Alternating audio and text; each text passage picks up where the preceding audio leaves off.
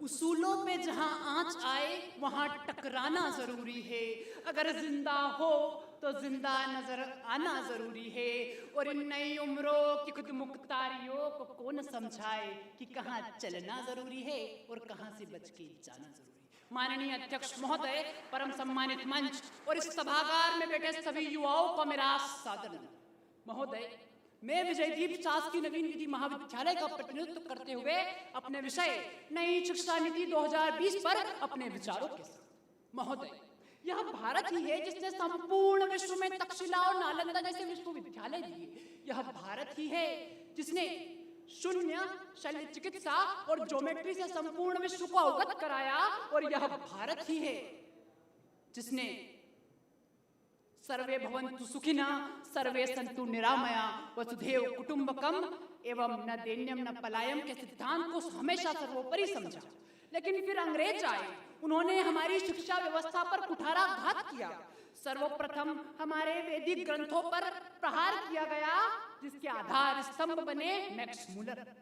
उसके पश्चात हमारे पौराणिक इतिहास को तोड़ मरोड़ कर उसे आधुनिक इतिहास में तब्दील कर दिया गया, जिसके आधार स्तंभ बने सर जे.एस. मिल।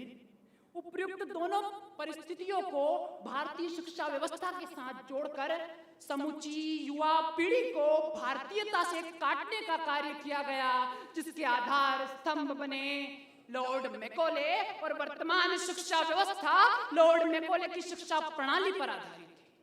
महोदय, इस शिक्षा व्यवस्था की विडंबना कुछ इस प्रकार है कि यहाँ 12वीं पास योग्यता के लिए एक पीएचडी वाला अपना फॉर्म भरता है, और जब उस पीएचडी वाले से पूछा जाता है कि आपने ऐसा क्यों किया, तो उसकी आंखों से आंसू निकल जाते हैं और बड़े ही दुख भरे लहजे में कहता है कि भाई साहब, कोई धंधा छोटा नहीं होता और धंधे से बड़ा कोई धर्म नहीं होता।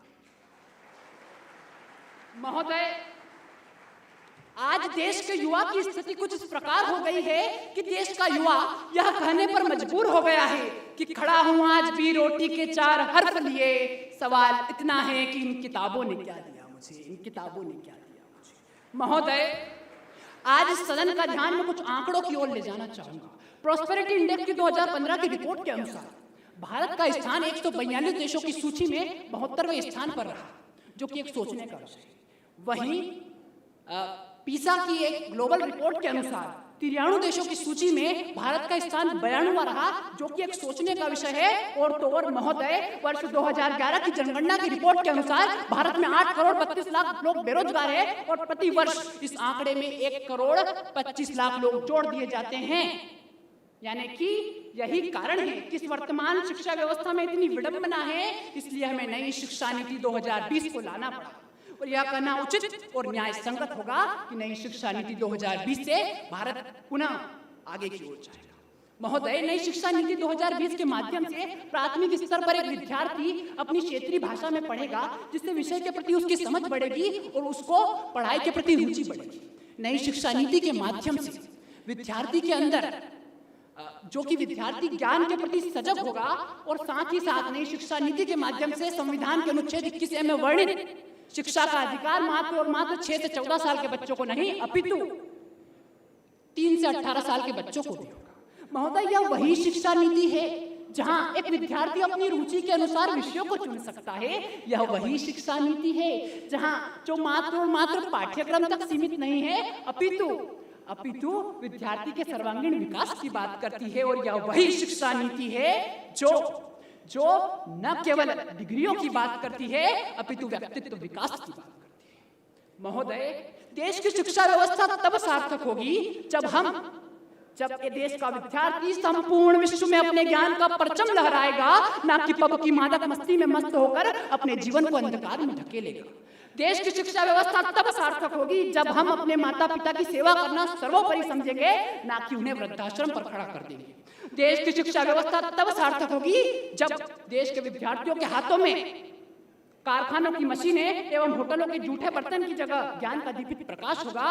और देश की शिक्षा व्यवस्था तब सार्थक होगी जब हम महात्मा गांधी, स्वामी विवेकानंद और एपीजे अब्दुल कलाम के विचारों को आत्मसात करेंगे, ना कि पश्चिम के दर्शन से प्रभावित होंगे। और यह सब कुछ संभव होगा नई शिक्षा नीति 2020 के माध्यम से। लेकिन महोदय, इसको लागू करने में चुनौतियां हैं।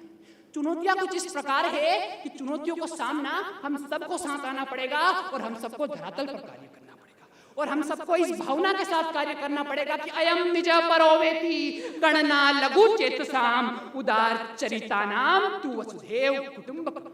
इस भावना के साथ हम सबको आगे आना पड़ेगा और नई शिक्षा नीति को धरातल पर लागू करना पड़ेगा। तब भारत पुनः विश्व गुरु के पद पर आरूढ़ होगा। महोदय, अंत में बस यही कहूंगा कि योगेश्वर को चक्र उठाना ही होगा, अर्जुन को गांडीव चलाना ही होगा और इस पवित्र पुण्य धरा के पुनरुत्थान के लिए हमें नई शिक्षा नीति 2020 को अपनाना ही होगा। धन्यवाद। जय हिंद, जय भारत।